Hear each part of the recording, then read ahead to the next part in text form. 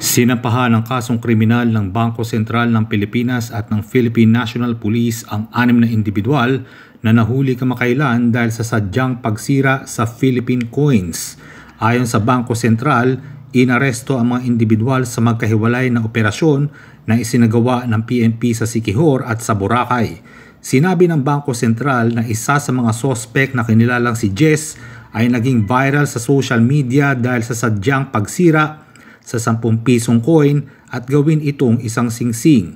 Sa ilalim ng Presidential Decree No. 247, may parusang pagkakakulong ng hanggang 5 taon at o multang hindi higit sa 20,000 piso ang sadyang pagsira sa perang papel at barya ng Pilipinas.